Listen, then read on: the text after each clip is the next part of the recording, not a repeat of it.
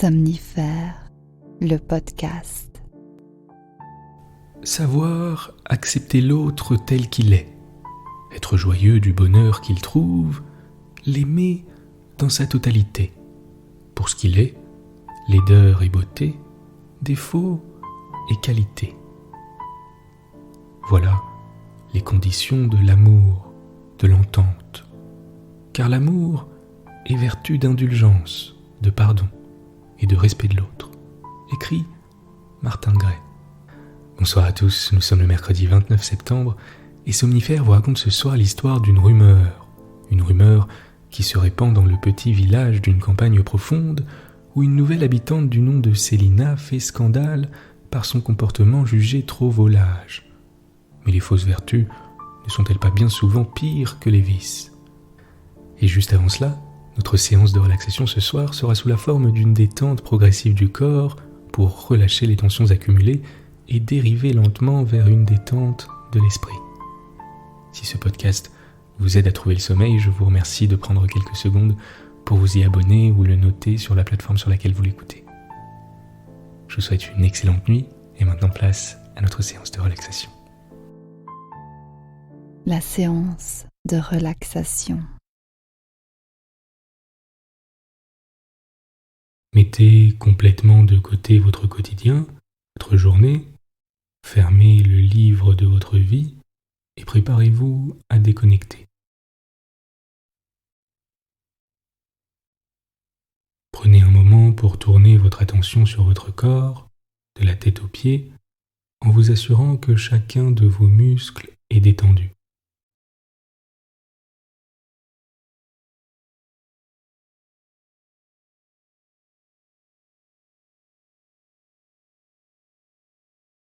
À présent, portez votre attention sur les parties de votre corps que je vais citer, en prenant quelques secondes pour les relâcher complètement une par une, à mesure que je prononce le mot « relâche ».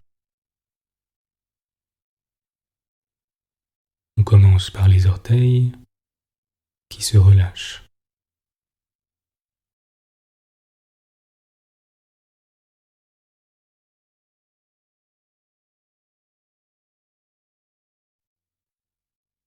La plante des pieds se relâche.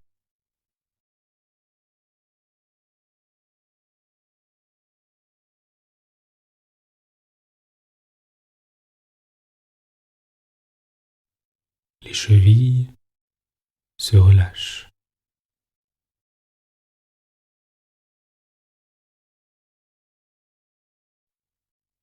L'ensemble de vos deux pieds est maintenant complètement relâché.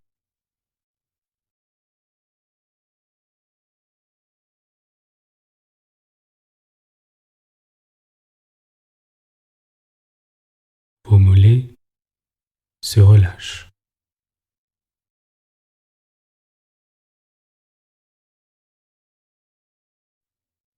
Vos genoux se relâchent.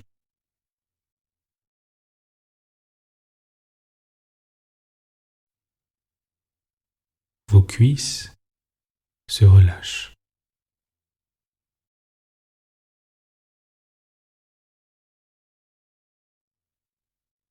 Vos fesses et votre région pelvienne se relâchent.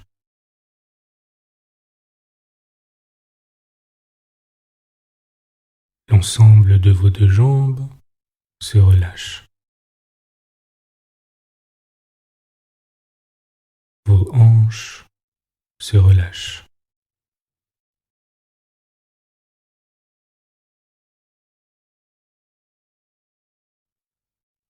Prenez quelques secondes pour porter votre attention sur le bas de votre corps qui est complètement relâché et notez comme c'est agréable.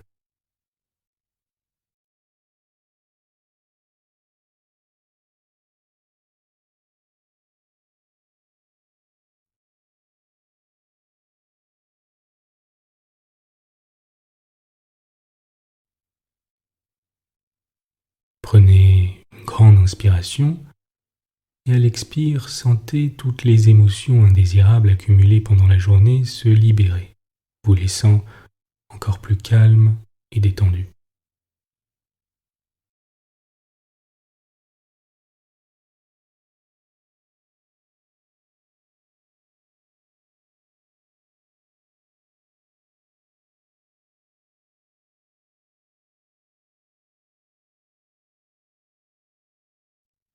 Portez maintenant votre attention sur votre ventre qui se relâche.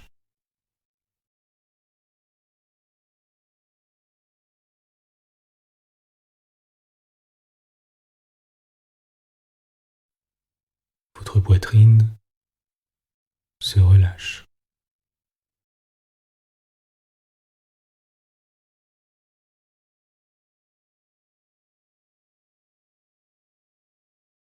Le bas de votre dos se relâche.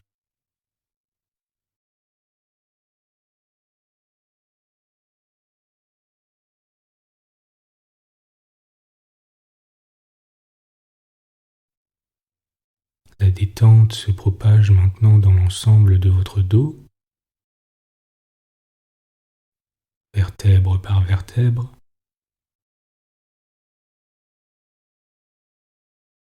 jusqu'à vos trapèzes qui se détendent également et qui se relâchent.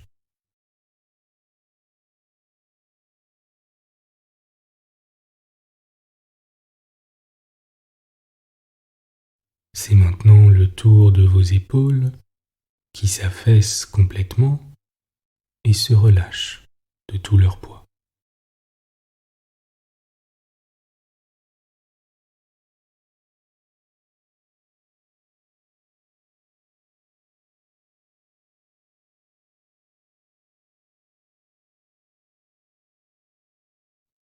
Votre nuque et votre cou se relâchent.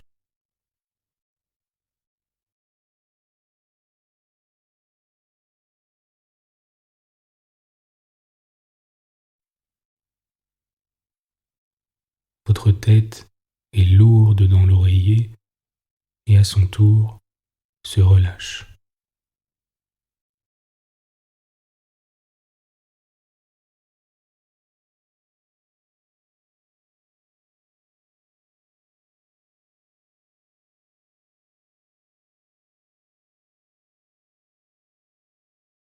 L'espace entre vos deux sourcils se relâche.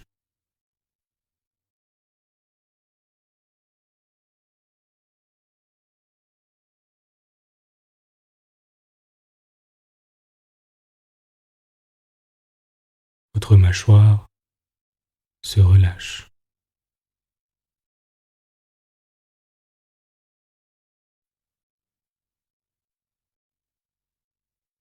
Vos paupières sont confortablement posées sur vos yeux, sans tension, et votre front se déplisse.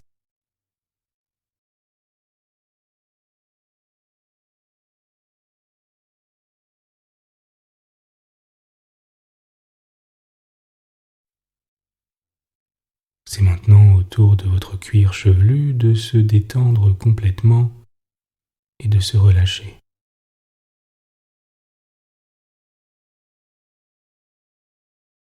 Prenez une grande inspiration par le nez et expirez par la bouche, à votre rythme.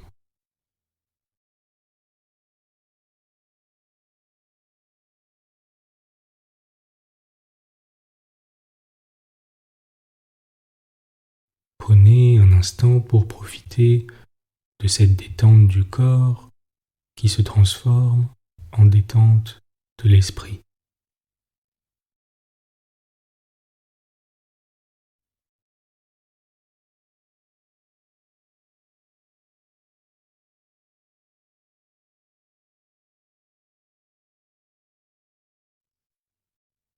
Notez le mouvement de votre poitrine qui monte à l'inspire et redescend à l'expire, comme c'est apaisant et réconfortant.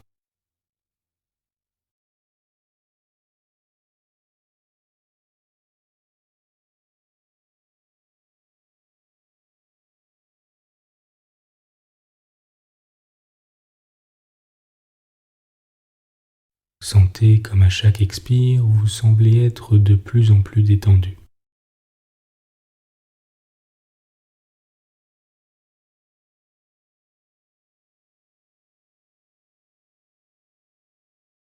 Concentrez simplement votre attention sur votre respiration pendant quelques instants, sans être en attente de quoi que ce soit.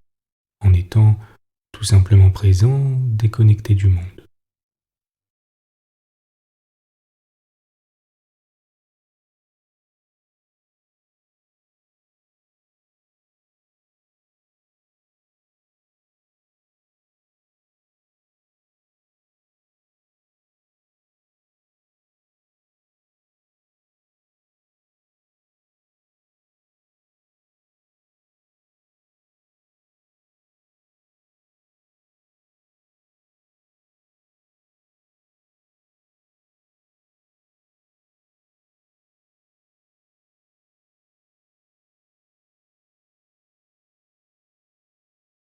Vous êtes calme et détendu. L'histoire du soir. Maurice Leblanc, la bonne leçon. Cette année-là, mon oncle intime n'eut pas autant que les précédentes à se réjouir de ma présence auprès de lui. Maire du petit village où ma famille m'envoyait passer les vacances, il faisait en sorte que chaque séjour augmentât non mes aptitudes physiques ou intellectuelles, mais mes facultés morales, ma sagesse, ma science du bien et du mal, de ce qui est juste et injuste, de ce que l'on doit faire et de ce que l'on ne doit pas faire. Ainsi, toute promenade était un prétexte à dissertation vertueuse. La vue d'un laboureur lui faisait exalter les mœurs patriarcales de la campagne. À la fin des vacances, je m'en allais saturé de bonnes maximes et d'exemples admirables. Et mon oncle ne cachait pas sa joie de m'avoir ouvert un peu plus les chemins de l'honnêteté et de la droiture. Mais cette fois-ci, je sentis dès le début une certaine timidité dans l'apologie que me fit mon oncle des spectacles fortifiants dont je bénéficierais au cours de l'été. Et il ne me fallut d'ailleurs pas une grande clairvoyance pour connaître les causes de son embarras. Au printemps, après une épidémie de fièvre scarlatine qui avait désolé le pays, mon oncle fit venir de la ville voisine et logea gratuitement dans une petite maison qui lui appartenait un vieux docteur du nom de Grimard. D'abord, tout alla pour le mieux. Le médecin s'occupait consciencieusement de ses malades, il vivait seul avec sa bonne et donnait l'exemple d'une vie simple et régulière. Mais bientôt, d'étranges bruits coururent. Ils prirent consistance, se précisèrent, et il devint notoire que Célina, la servante du docteur Grimard, avait la conduite la plus abominable qui fût. On rapprochait des coïncidences, on racontait des faits. J'arrivai au beau milieu de ce scandale, et il n'y aurait pas eu moyen de me le cacher, c'était trop public. On ne parlait que de cela. Les femmes au seuil de leur porte s'interpellaient en commentant la dernière aventure. Tous les garçons du bourg y passaient. Des gens mariés même furent surpris et on disait que le jardinier de mon oncle intime offrait à Célina les plus beaux fruits du verger. Ce pauvre oncle était aux abois. Que n'aurait-il donné pour que je ne fusse pas le témoin de tels débordements ? Il eut certes l'idée de me renvoyer chez moi, mais un matin, avec l'énergie de quelqu'un qui a pris une grande résolution, il me saisit par le bras. « Écoute, tu es presque un homme maintenant. Eh bien, tu vas voir comment on en agit avec le mal. Je veux que tu prennes là une leçon qui influe sur toute ta vie.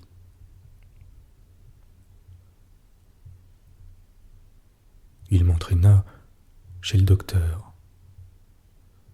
j'y vis Célina qui étendait du linge dans le jardin.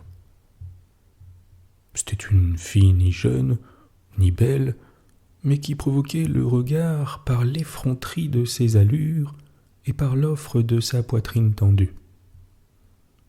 Nous pressâmes le pas. Monsieur Grimard nous reçut lui-même, et tout de suite mon oncle, s'étant composé une attitude grave et un visage catégorique, s'expliqua. « Mon cher docteur, je n'irai pas par 4 chemins. Voici la chose. Vous ne pouvez ignorer la conduite éhontée de votre servante. La malheureuse, hélas, ne se gêne pas pour satisfaire à peu près publiquement ses appétits grossiers. Et cela se passe sous vos yeux, sous les yeux du village. C'est un exemple qui ne peut manquer de porter ses fruits au milieu des familles les plus unies. Or, je suis moi le gardien élu des mœurs de ce pays, et je viens vous prier de faire cesser l'état de choses existant. Monsieur Grimard, un petit vieux à l'air triste et bon, insinua. « Pardon, monsieur le maire, mais que dois-je faire ?»« C'est facile, » s'écria mon oncle. « Renvoyer Célina, ou bien... »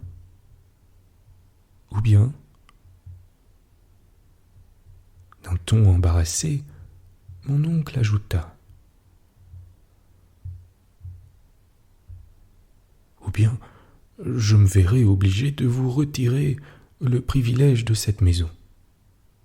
Voyons, docteur, il n'est pas possible que vous hésitiez entre la situation agréable que vous avez ici et cette créature. » Très doucement, le vieillard posa sa main sur le bras de mon oncle et lui dit avec gravité. « N'en dites pas trop de mal, monsieur, car cette créature est ma femme. » « Votre femme ?» Nous le regardions interdit. Il reprit lentement. « Je vous avoue cela pour que vous sachiez tout avant de me retirer la petite place où je comptais finir mes jours à l'abri du besoin. Oui, voici 20 ans que je l'ai épousée. Elle était d'une bonne famille, nous habitions la province et ma situation prospérait. Puis tout à coup, la conduite de Célina changea. Elle eut des amants. On le sut, je perdis ma clientèle et je dus m'en aller. Alors, nous avons été de ville en ville et toujours elle recommençait. Vous me direz, pourquoi ne la chassiez-vous pas ? Je l'ai chassée, monsieur, et puis elle revint. Et que voulez-vous ? Je l'aimais et j'ai pardonné. Et ainsi, j'ai tout accepté par lâcheté et par pitié aussi. Perdre ma vie en fermant les yeux, ou bien ne penser qu'à mon avenir et repousser la malheureuse. Mais que fut-elle devenue ? Dans quelle abjection serait-elle tombée ? Il ajouta tristement. Les années ont passé, je ne l'aime plus. Il y a longtemps que je ne l'aime plus. J'aurais pu la quitter, me refaire une vie. Je n'ai pas voulu, parce que...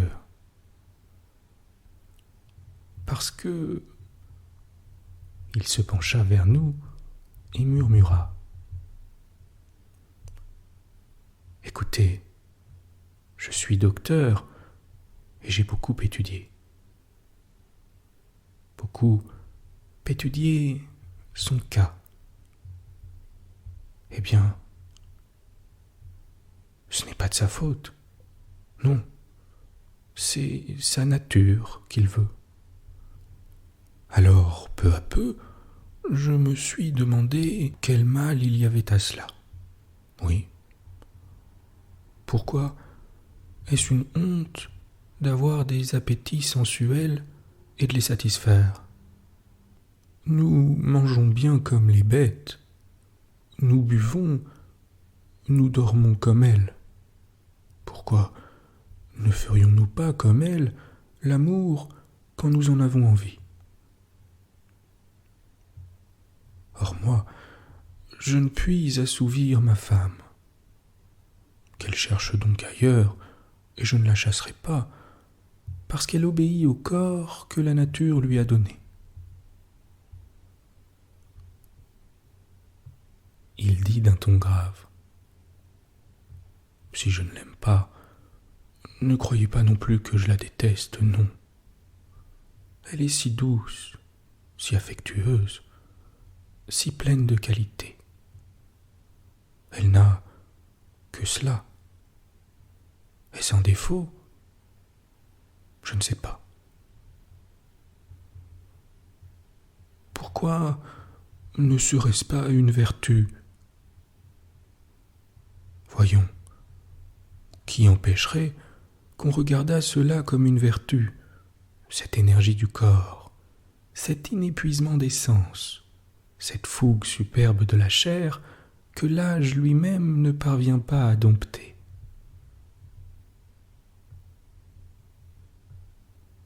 En vérité, monsieur, je ne lui en veux point. Je lui pardonne tout, et c'est pourquoi, quand vous m'avez offert ce poste, je l'ai fait passer pour ma servante. Oui, pour ma servante. Vous n'eussiez certes pas accepté l'inconduite d'une épouse, mais d'une servante, j'espérais. Il se tut. Quelle pitié j'avais de lui. Quelle peur qu'on ne lui retirât son gagne-pain. Et je songeais à la leçon de morale que mon oncle avait voulu me donner. Étrange leçon que j'avais reçue bien lointaine du but proposé. Leçon d'autant plus profonde, leçon de justice, de vérité, d'indulgence, d'infini pardon. Ah, mon oncle pouvait bien chasser le bonhomme et déployer tout l'appareil de ses principes rigoureux. Il n'en serait pas moins certain que j'avais pris ma première et ma meilleure leçon de vie réelle.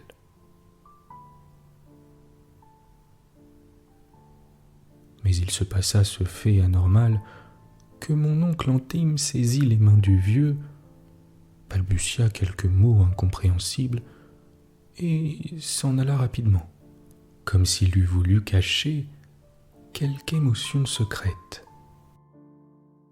Bonne nuit. Bonne nuit.